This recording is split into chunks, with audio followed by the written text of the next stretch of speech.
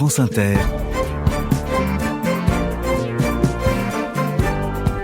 le 18-20, Claire Servagent.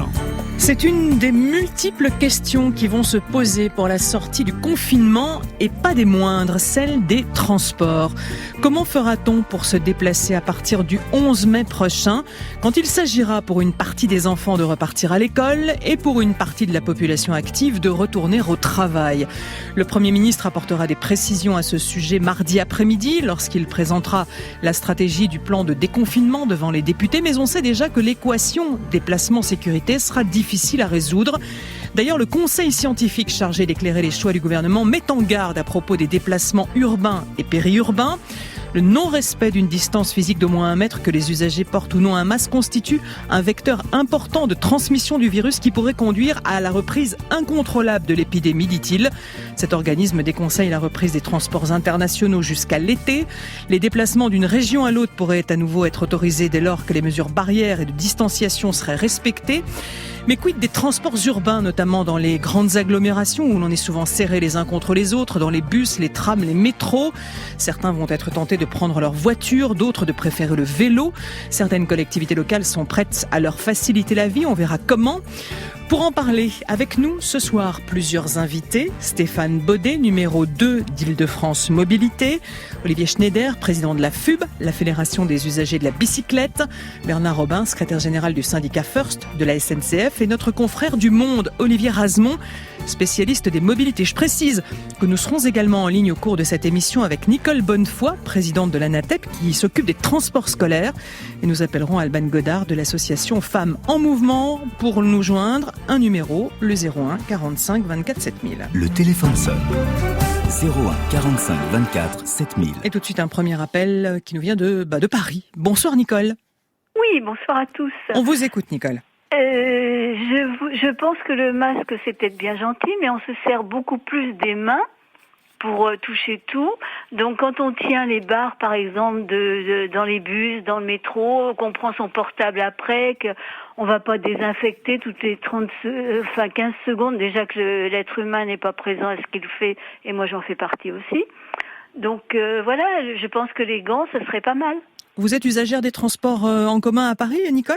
Oui, les bus. Et vous vous inquiétez?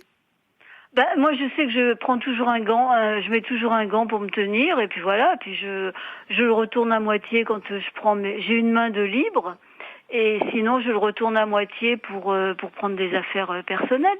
Donc pour vous, ce serait bien qu'on prenne le bus, le métro, le RER avec masque et gants, voilà. Le plus vite possible d'ailleurs, parce qu'on va peut-être pas attendre le 11 mai. Parce que les gens, ils parlent pas tout seuls non plus, donc ils se servent beaucoup plus des mains pour se tenir, on peut pas désinfecter ses mains, se tenir après quelqu'un que on sait pas ce qu'il a fait avec ses mains.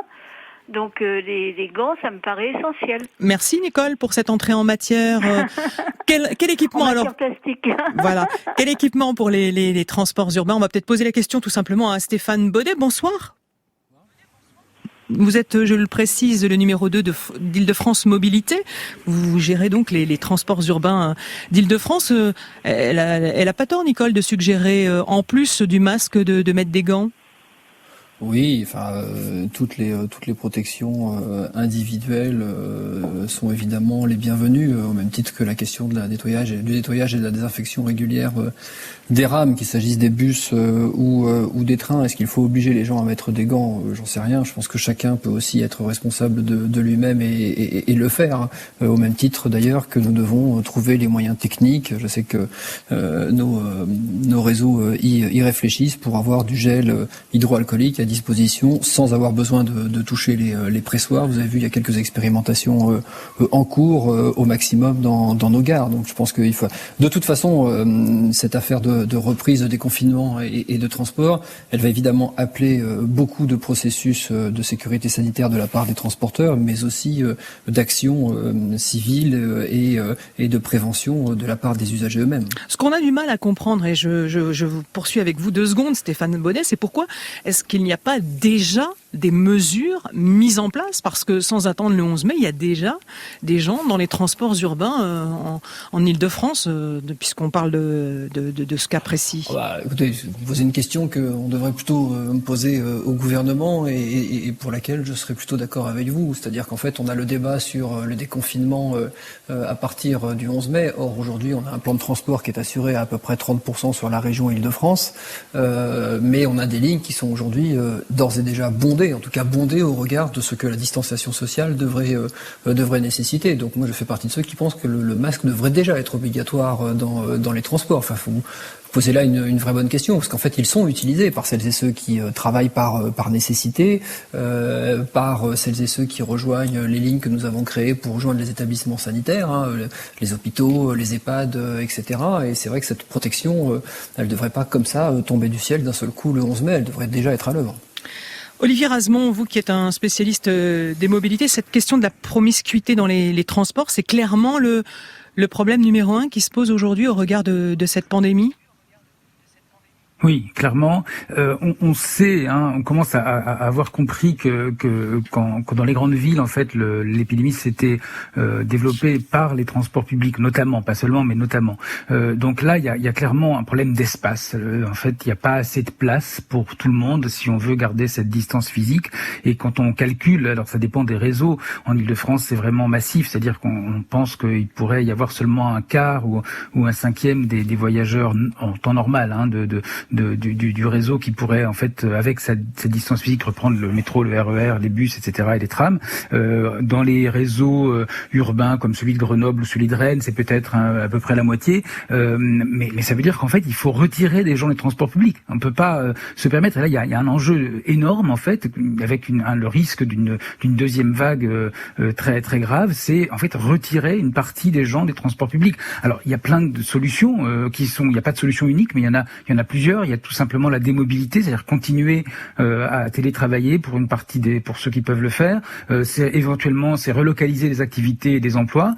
Et puis c'est les autres transports, les transports individuels. Alors dans certains cas, ça sera la voiture quand c'est pour des trajets assez longs, mais par contre en ville et pas seulement en centre-ville, mais dans les milieux urbains.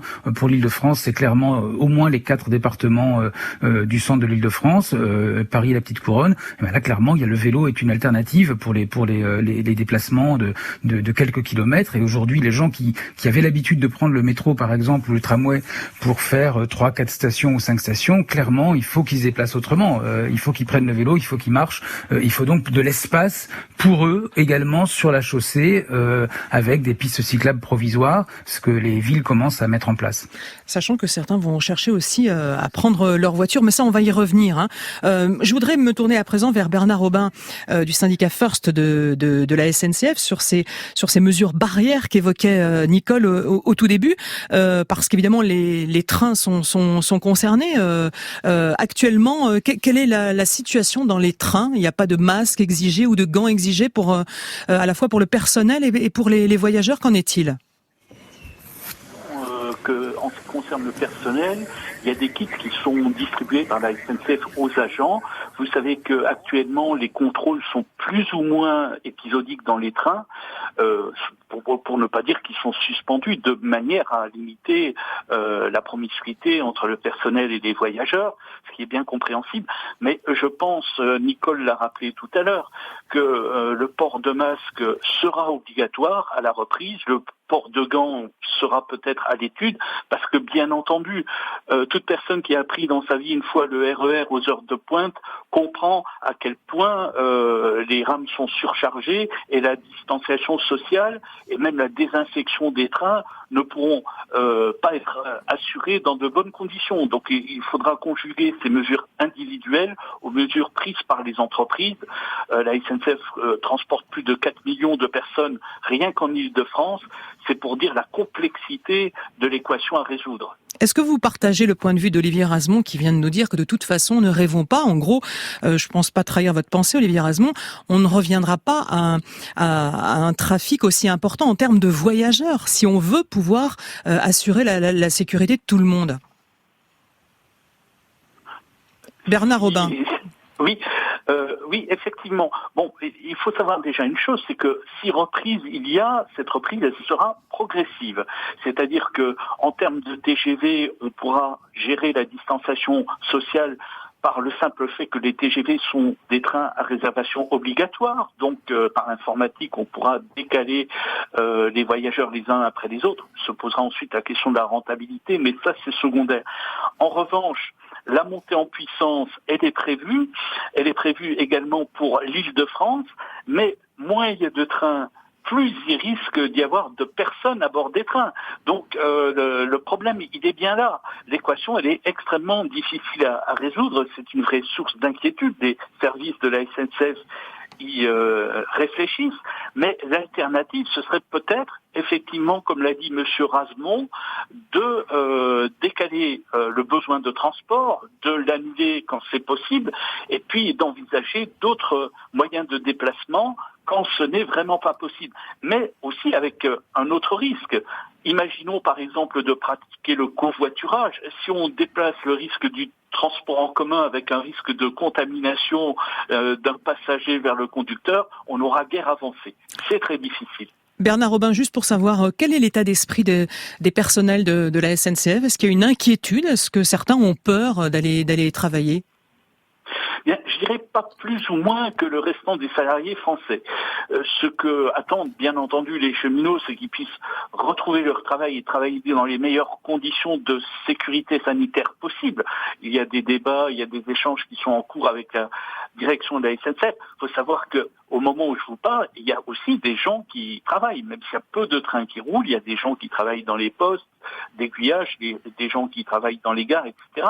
Mais ils seront plus nombreux. Donc se pose à la SNCF, comme partout ailleurs, cette question de la distanciation sociale sur les lieux de travail à proprement parler, mais aussi par rapport aux usagers, les agents d'accueil, dans les gares. Bon, il est prévu certaines mesures.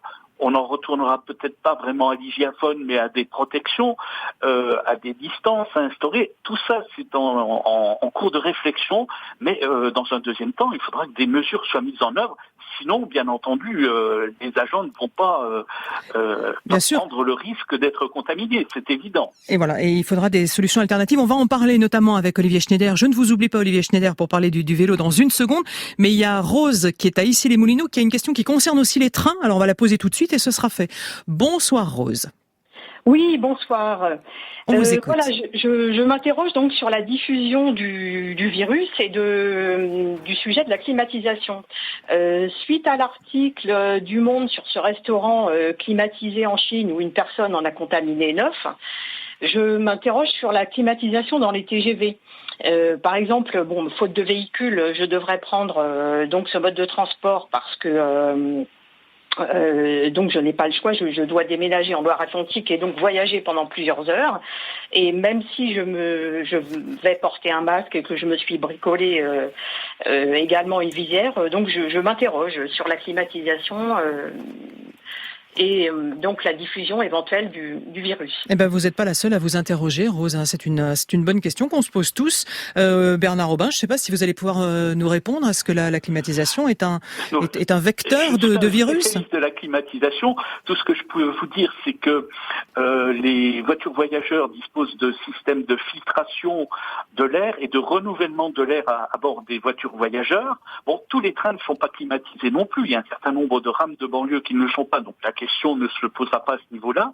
En ce qui concerne la filtration, elle est adaptée en ce moment aux poussières, aux pollens, etc. Alors, est-ce que des réflexions vont être menées pour remplacer ces filtres actuels par des filtres plus performants ? Est-ce qu'on devra peut-être, comme on le fait peut-être chez soi avec des appareils particuliers, ajouter à ce degré de filtration une désinfection de l'air ? Tout cela fait partie des solutions techniquement possibles parce que ces solutions sont mises en œuvre dans des bâtiments qui exigent une certaine sécurité sanitaire. Ce n'est pas hors de portée. Pour l'instant, les voitures voyageurs n'en sont pas équipées, mais ce n'est pas exclu qu'on les équipe, surtout si cette pandémie risque de durer un certain nombre d'années. Olivier Razemont, vous avez des informations, vous qui suivez tout un petit peu partout dans le monde concernant tous les modes de transport sur le risque de la climatisation ? Non, je sais pas. J'ai pas de connaissances techniques sur ce sujet. Je peux juste vous dire que le covoiturage en ce moment est au point mort. Le sujet n'est pas le covoiturage, évidemment. Par contre, je constate quand même une réticence, souvent dans les transports publics, au sujet quand même d'une répartition de l'espace, en surface. Et je crois qu'il y a un vrai sujet qu'il faudrait vraiment aborder, c'est le passage pour ceux qui le peuvent pour des trajets relativement courts au vélo. C'est très important. C'est pas, je comprends que les transports publics aujourd'hui soient dans une situation très angoissante parce qu'ils savent qu'ils vont perdre beaucoup d'argent, mais ça c'est l'enjeu. Et quand j'écoute la patronne de la RATP ne pas prononcer le mot vélo, alors que pour la ligne 13 du métro de Paris, c'est une évidence de faire passer une piste cyclable provisoire au-dessus. C'est d'ailleurs ce que en train de faire la ville de Paris et la région Île-de-France. Je pense que il faut vraiment que tout le monde comprenne que c'est une solution provisoire qui sera peut-être pérennisée. C'est pas tellement le sujet, tout est provisoire en ce moment, mais il faut vraiment comprendre que ça fait partie des solutions. Alors merci beaucoup pour la transition. Comme ça, je peux passer la parole à Olivier Schneider, le président de la FUB, la Fédération des usagers de la bicyclette. Bonsoir Olivier Schneider. Bonsoir Claire Servageant. Le vélo, c'est ça la solution d'une partie du problème dans les circonstances actuelles. Il y a des villes qui réfléchissent, mettre en place des sortes de pistes cyclables provisoires pour répondre à la demande de déplacement. Alors tout à fait. Alors le vélo n'est qu'un outil parmi d'autres, mais la France doit absolument s'en saisir si elle veut se donner les chances de réussir son déconfinement. Pourquoi ? Parce que finalement, faire du vélo, ça devrait faire partie des gestes barrières, parce que d'une part, le cycliste, il réduit le risque de contamination par contact avec les surfaces pour lui, mais surtout le fait d'avoir plus de cyclistes, ça soulage les transports en commun pour que celles et ceux qui n'ont pas le choix puissent les prendre dans de bonnes conditions. En plus, c'est bon pour la santé, on aura passé 2 mois sans activité physique ou avec une activité physique limitée, et donc c'est très important aussi que les gens reprennent du vélo. Et par ailleurs, un des enjeux, c'est d'éviter le retour en masse de voitures par rapport à la qualité de l'air, parce qu'on sait que la qualité de l'air est un facteur aggravant pour les personnes qui sont atteintes du Covid-19, et le 11 mai, il en restera malheureusement beaucoup en France. Donc par rapport à tout ça, il y a tout un système vélo provisoire à mettre en place. Donc ça fait 40 ans que la FUB existe et qu'elle appelle de ses vœux un tel système vélo. Et évidemment, la partie la plus visible de l'iceberg des choses qu'il faut mettre en place, ce sont des infrastructures de circulation, notamment en ayant recours à ce qu'on appelle l'urbanisme tactique, c'est-à-dire le fait en utilisant du matériel qui habituellement ne sert pas à ça, créer des infrastructures temporaires, en effet, qui seront ensuite pérennisés ou pas, que ce soit en transformant des fils habituellement dédiés aux voitures en pistes cyclables, idéalement une unidirectionnelle de chaque côté pour éviter aussi que les cyclistes se croisent, pour qu'ils respectent la distanciation entre eux, mais si on fait une piste bidirectionnelle, c'est déjà pas mal. Et dans d'autres cas, notamment aux abords des écoles, notamment dans les quartiers denses où il n'y a pas la place de supprimer une des files de voitures pour conserver les autres pour les voitures, on peut carrément imaginer, c'est ce que fait par exemple la ville de Bruxelles, que dans ces zones-là, il n'y ait que les habitants qui puissent rentrer en voiture, de limiter très fortement l'entrée des voitures. Voilà. Donc tout ça, ce sont. Oui, Olivier Schneider, est-ce qu'il y a déjà des projets dans certaines villes en France ? Je crois avoir compris qu'à Montpellier, à Paris, il y a déjà des projets qui vont peut-être être mis en place de pistes cyclables provisoires. Est-ce que vous pouvez nous citer les villes concernées ? Il y en a déjà une bonne vingtaine. Le premier, à ma connaissance, à l'avoir mis en place, c'est en effet le maire de Montpellier, qui a été le premier à l'annoncer il y a quelques jours et qui l'a inauguré avant-hier. Il y a eu aussi quelques aménagements provisoires, même un peu plus tôt que Montpellier, notamment à Nantes, mais le problème c'est que ça venait porter secours aux cyclistes à qui on avait fermé un autre aménagement cyclable, donc c'était juste pour équilibrer et pas une piste supplémentaire. Mais on voit surtout énormément de maires changer d'avis. On voit à 2 jours près le maire de Toulouse ou le maire de Bordeaux qui dans un premier temps disent non, pas dans notre ville, ça nous intéresse pas. Le maire d'Angers pareil. Et en 48 heures, finalement, avec les arguments que présentent tous ceux qui défendent de l'usage massif du vélo pendant la période de déconfinement, ils changent d'avis. Donc on a de plus en plus, il y a eu un engagement de Martine Aubry, il y a des réflexions à Grenoble aussi, il y en a à Lyon, il y en a à Paris, il y en a plus largement dans l'Île-de-France, y compris à Neuilly-sur-Seine ou à Montreuil. Et notamment sur le franchissement du pont de Neuilly, parce que pour accéder à la Défense, qui est quand même un axe habituellement desservi par la ligne 1 du métro et par le RER1, il va falloir permettre aux cyclistes de franchir ce point noir que constitue le pont de Neuilly. En tout cas, ce que je comprends, c'est énormément de projets. Voilà, c'est ça. Il y a pas une solution, il en faudra plusieurs. Est-ce que nous avons en ligne Alban Godard de l'association Femmes en Mouvement ? Oui, bonjour. Bonsoir à vous. On le voit, il va falloir trouver des solutions tous azimuts pour résoudre la question des transports compte tenu de cette pandémie. Du côté de votre association, à quoi réfléchissez-vous tout particulièrement, ce que vous souhaiteriez en priorité ? Alors de notre côté, c'est vrai qu'on regarde pas mal les équilibres entre les différentes modalités de transport, comme les autres intervenants ont mis en avant. Je pense que la question soulevée par Olivier Razemont nous paraît particulièrement intéressante, de laisser de la place aux autres usagers, donc de prendre de la place de certains types de véhicules, notamment les véhicules motorisés, pour pouvoir la donner aux autres modes de déplacement. Donc, il faut savoir qu'à Paris notamment, mais dans toutes les grandes villes, la majorité des déplacements se font à pied et non pas en voiture ou en transport en commun ou à vélo. Alors nous, on utilise tous beaucoup le vélo et les transports en commun dans notre association, mais il est important aussi de rappeler la place des piétons dans les déplacements en ville et de s'assurer qu'on puisse leur laisser de l'espace. Et ça veut dire, comme le rappelait Olivier Schneider, à pouvoir prendre de la place sur d'autres modes de transport.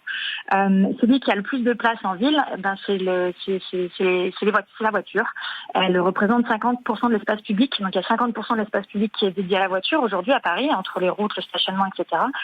Et on se rend compte que c'est assez facile quand même, la plupart du temps, de prendre un peu de place à la voiture pour pouvoir la donner au vélo ou aux piétons. Donc nous, on regarde beaucoup ça en ce moment. Et si je peux me permettre, on regarde aussi beaucoup comment est-ce qu'on peut amener des usagers classiques, notamment des femmes qui utilisent beaucoup et massivement les transports en commun, comment est-ce qu'on peut les amener justement à se sentir à l'aise avec un autre mode de transport, notamment le vélo. Donc on a mené un petit peu avant la crise une opération qu'on est en train de réfléchir, voir comment est-ce qu'on peut l'adapter, qui s'appelait Vélo Audacieuse, où on allait chercher des élus ou des personnes qui n'ont pas l'habitude de pratiquer le vélo, et pour leur montrer ce que c'était le vélo, ce que c'était que les infrastructures, et comment est-ce qu'on peut être à l'aise dans l'espace public en faisant du vélo, notamment sur des trajets domicile-travail. Heureusement que ce sera encore le printemps et le début de l'été pour se mettre au vélo, pour ceux qui n'ont pas l'habitude, quand on va commencer les opérations de déconfinement. Je voudrais qu'on prenne à présent Jean-Michel qui nous appelle, je ne sais pas d'où, mais qui nous appelle. Bonsoir Jean-Michel. Bonsoir, je vous appelle de Strasbourg. Ah, une ville où on fait du vélo. Bienvenue à vous, Exactement. Dites-nous tout. Merci. Alors, je représente 3 collectifs, en fait, qui sont des collectifs alsaciens de médecins, des urgentistes, des professeurs d'université. Moi-même, je suis médecin du travail préventeur et je m'intéresse tout particulièrement à l'approche préventive de l'épidémie. Donc ça, c'est le premier collectif. Un deuxième collectif qui nous a rejoint ou qu'on a rejoint, qui est le collectif nordiste Stop Postillon, qui a un site internet extrêmement intéressant. Et enfin, un appel de scientifiques et de personnel de santé à l'initiative du chercheur Philippe Dumas. Donc voilà, nous sommes, je dirais, une bonne vingtaine à porter un nouveau paradigme qui est celui de la protection des autres, et on souhaite qu'on arrête de parler de la protection de soi, mais vraiment d'être dans cette démarche de protéger l'autre. Et dans ce cadre, on propose donc de protéger l'ensemble de la population, plus particulièrement lors de leur passage dans les commerces ou dans les lieux publics, puisqu'on est persuadé au jour d'aujourd'hui qu'une grosse partie de la population est porteuse asymptomatique. On n'en parle sans doute pas assez, mais toutes les études convergent, et notamment l'étude sur le Charles de Gaulle qui a montré que 50% des malades étaient des asymptomatiques, et tous ces asymptomatiques, estimés à plus d'1 million de Français, vont faire leurs courses sans aucune précaution et postillonnent vraisemblablement simplement sur les fruits et légumes, par exemple, qui sont achetés par les clients suivants.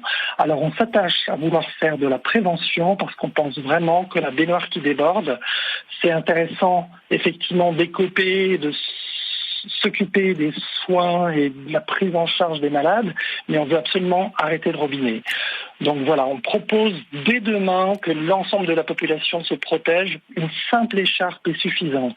On en a apporté la preuve par de l'expérimentation. On a créé une petite vidéo en ligne que vous trouverez sur le site Stop Postillon et qui met en évidence par l'utilisation d'un traceur microparticulaire l'efficacité à la fois d'un masque chirurgical, mais également d'un masque tissé et y compris d'une simple écharpe.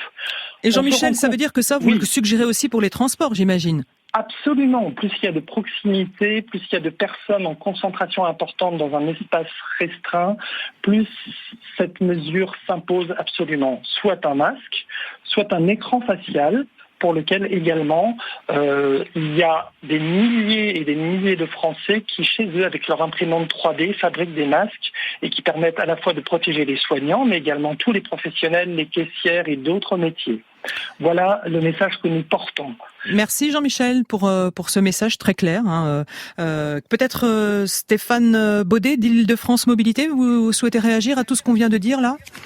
Oui, dire évidemment, en écho à tout ce qui a été dit, mais surtout Olivier Razemont au début, que le vélo est évidemment une solution. Je crois qu'il y a un chiffre qu'il faut rappeler, il y a 43 millions de déplacements par jour en Île-de-France, et il y en a près de 70% qui font 5 km. Je le dis parce que très souvent les auditeurs dans ce genre d'émission, on se fait assez tacler régulièrement sur les réseaux sociaux en disant en Île-de-France le vélo c'est pas une solution. Si, pour de très très nombreux déplacements, c'est une solution parce que la plupart de nos déplacements sont évidemment très très courts. Une fois qu'on a dit cela, vous avez beaucoup évoqué évidemment Paris et la petite couronne, mais des villes de grande couronne, la mienne, Évry-Courcouronne, va déployer 15 km de pistes, j'oserais pas les qualifier d'éphémères, mais enfin quand même, au moins jusqu'à l'été, cyclables sur les routes elles-mêmes à partir de la semaine prochaine. Donc je pense que tout le monde s'y met, mais il y a des éléments pour le 11 mai qu'il faut vraiment garder à l'esprit. Ça a été évoqué tout à l'heure, mais il faut insister. Il ne faudrait pas penser que le vélo seul, qui est une solution éminemment importante, je pense qu'on peut tous se féliciter que le vélo soit devenu un vrai sujet en France et un vrai sujet en Île-de-France. D'ailleurs, ça a été une des solutions pendant la période de grève cet hiver, utilisée énormément par les Franciliens. C'est quand même de très bons signes. Nous avons, nous, région Île-de-France, financé déjà 100 plans vélo à travers la région Île-de-France en 2 ans. Donc, on voit bien que ça prend.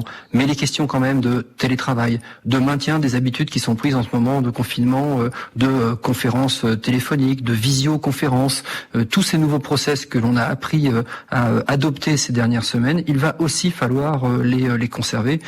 Sinon, on va forcément déborder parce que les chiffres, c'est quand même plus de 8 millions de personnes dans les transports et plus de 15 millions de personnes sur les routes tous les jours. Et c'est ça qu'il faut absolument faire désengorger, évidemment dans la phase de déconfinement. Mais enfin, pour moi qui prône et le vélo et le télétravail et le glissement des heures de pointe depuis des années, essayer aussi de conserver des bonnes habitudes pour que l'après ne soit pas comme l'avant. Alors, loin de moi l'idée de dire que les enfants ne peuvent pas faire de vélo, c'est bien, ils peuvent parfaitement en faire, et notamment les jeunes, mais je voudrais quand même qu'on aborde la question des transports scolaires, parce que c'est une réalité. Nicole Bonnefoy, bonsoir. Bonsoir Claire Servagent. Vous êtes la présidente de l'ANATEP, qui est l'Association nationale pour les transports éducatifs de l'enseignement public. Comment ça va se passer à partir du 11 mai pour les élèves qui repartiront à l'école, puisqu'on sait que tous n'iront pas, que certaines familles ne souhaitent pas qu'ils y retournent. Pour le transport scolaire, quelles sont les mesures que vous allez pouvoir prendre ? Comment ça se présente ? Alors c'est une très bonne question. Alors ce n'est pas l'ANATEP qui va prendre les mesures. Ce sont les collectivités territoriales qui ont en charge le transport scolaire, ce sont les autorités organisatrices de transport qui ont en responsabilité la mise en œuvre du transport scolaire, qui vont devoir mettre en œuvre un certain nombre de mesures, mais faut-il encore qu'un cadre soit déjà établi, ce qui n'est pas le cas aujourd'hui. Et les questions qui se posent dans le cadre du transport scolaire sont les mêmes questions qui se posent dans l'école. C'est-à-dire, doit-on faire porter des masques aux jeunes dans le transport scolaire ? Doit-on observer une distanciation sociale dans le transport scolaire ? La problématique du gel, la désinfection des véhicules, enfin, les questions qui se posent dans l'école se posent également dans le transport scolaire. Et le problème est que l'éducation nationale ignore toujours autant les thématiques du transport scolaire. Quand le président de la République a fait l'annonce le 13 avril de la reprise de l'école à partir du 11 mai, j'ai bien écouté, j'ai écouté le Premier ministre, j'ai écouté le ministre de l'Éducation nationale. Jamais je n'ai entendu parler du transport scolaire. J'ai entendu parler de l'école, j'ai entendu parler de la cantine, mais pas du transport scolaire, alors que pourtant c'est 4 millions d'élèves transportés, c'est-à-dire 1 sur 3. Donc effectivement, il va falloir répondre à un certain nombre de questions, oui. Oui, le transport scolaire, c'est le bras qui prolonge l'école. Donc les questions qui se posent dans les bâtiments de l'école se posent également dans le transport scolaire. Donc la question que vous me posiez, comment ça va se passer ?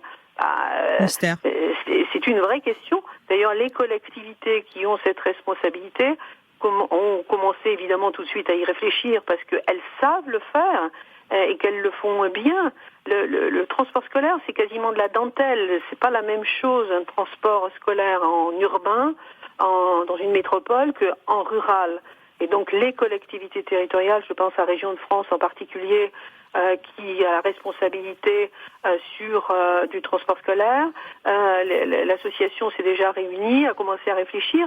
Le problème, c'est que les collectivités aujourd'hui n'ont aucune maîtrise sur la présence des élèves à l'école, puisque elles ne savent pas combien d'élèves, quel est le nombre d'élèves qui va reprendre effectivement à l'école à partir du 11 mai. Et on en revient toujours à la même question, effectivement, combien d'enfants vont repartir à l'école ? Et encore beaucoup de questions à ce sujet. On voit bien qu'effectivement le problème reste entier. Nicole Bonnefoy, je vous remercie. Je vous en prie. D'être intervenue sur l'antenne de France Inter. Je voudrais qu'on prenne Florian, qui attend au standard de France Inter depuis un petit moment déjà. Florent, bonsoir Florent. Bonjour. On vous écoute. Moi, c'était un petit témoignage. En fait, on parle du futur, éventuellement du vélo, mais actuellement, déjà, pendant le confinement, je me suis déjà fait arrêter plusieurs fois et on m'a bien fait comprendre que j'avais rien à faire à prendre mon vélo pour aller faire mes courses et qu'il vaudrait mieux que je prenne ma voiture. Donc, je pense qu'une des premières choses, déjà, ça pourrait être déjà d'informer les forces de l'ordre que le vélo c'est un moyen de transport comme un autre et qui permet de maintenir justement les distances barrières tout autant que la voiture. Qu'est-ce qu'on vous a dit exactement ? Eh ben, on m'a dit que c'était le vélo, c'était un moyen c'était un ustensile sportif quoi, que je faisais du sport avec du vélo et que je pouvais pas aller faire mes courses avec. Et on m'a conseillé de prendre ma voiture à la place. Quoi. Ah oui, effectivement. Voilà. Merci. Oui, Florent. Et plus largement, je pense que cette période de confinement, malheureusement, elle était propice à l'ouverture et justement à ce que les gens puissent profiter un peu plus de la nature et se répartissent un peu mieux dans l'espace. Et malheureusement, cette contre-indication de la part des ministères des Sports, que ce soit au sujet des randonnées, mais également justement du vélo, empêche en fait toute ouverture vers l'extérieur. Voilà. Merci Florent pour ce témoignage. Olivier Schneider, président de la FUB. Le cas de Florent est un cas d'espèce ou est-ce que vous avez eu des remontées du même genre ailleurs ? Alors nous avons obtenu plus de 1000 remontées de ce type-là. C'est-à-dire que quand on a commencé à en recevoir, on a créé un formulaire pour les référencer, et ça nous a amené lundi dernier à saisir le Conseil d'État, à faire ce qu'on appelle un référé liberté, et on n'a pas encore le jugement du Conseil d'État, mais on a eu le mémoire en défense du ministère de l'Intérieur qui confirme que l'usage du vélo est tout à fait autorisé en période de confinement, c'est-à-dire jusqu'au 11 mai, à condition de respecter un des motifs prévus par le décret, vu que le décret ne fait que réglementer les motifs de sortie et pas du tout les modes de déplacement utilisés. Olivier Razemont. Après, si je peux passer, parce que je parlais de l'iceberg. Oui.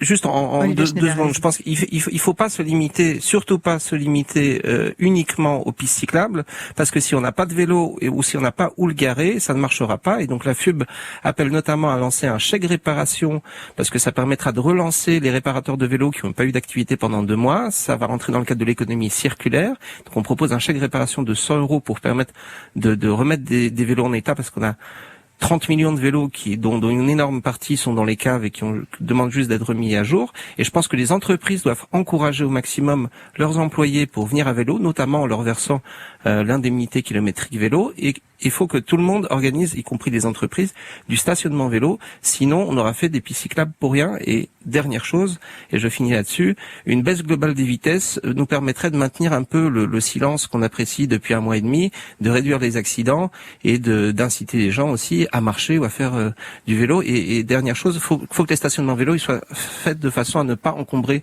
les trottoirs. Faut que les piétons ils puissent aussi faire la distanciation. Surtout que les piétons, il faut que effectivement, quand ils doivent faire la queue pour aller dans un magasin, il leur faut un minimum de place. Olivier Rasmont, le problème il est global et puis il faut peut-être pas oublier non plus les impératifs environnementaux dont on a beaucoup parlé. Il faudrait pas que là ça passe à la trappe. Hein.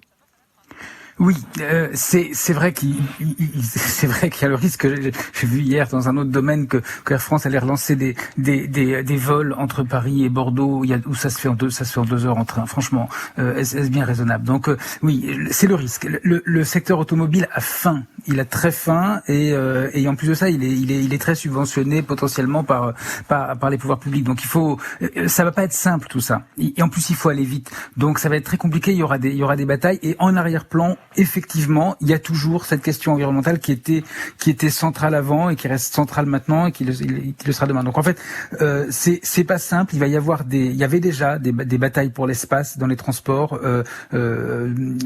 notamment les transports individuels. Ça va être assez compliqué. Il y a en plus de ça un problème d'argent maintenant, d'autant plus que voilà, les collectivités ont moins d'argent, les entreprises ont moins d'argent, etc. Les entreprises de transport. Donc ça va être assez compliqué. C'est pas, enfin, ce que je veux dire, c'est pas la fête du vélo. C'est pas d'un seul coup super. Soyons tous enthousiastes, vive le vélo, etc. C'est un outil parmi d'autres. c'est vraiment un outil parmi d'autres qu'il faut prendre en compte. Mais faut pas croire que ça va être simple et faut pas croire que ça va être drôle. Je suis désolé. C'est un défi global. On va faire un tout dernier tour de table, mais alors très rapide. Vous avez chacun 10 secondes pour conclure. Bernard Robin de la SNCF, pour vous la priorité des priorités, c'est quoi? 10 secondes. Oui, alors on a beaucoup parlé de vélo, mais le vélo, hélas, ne sera pas la panacée universelle pour se substituer aux grands besoins de déplacement actuels. Donc on ne pourra faire l'économie de l'adaptation du matériel roulant, de la RATP, de la SNCF aux conditions du virus.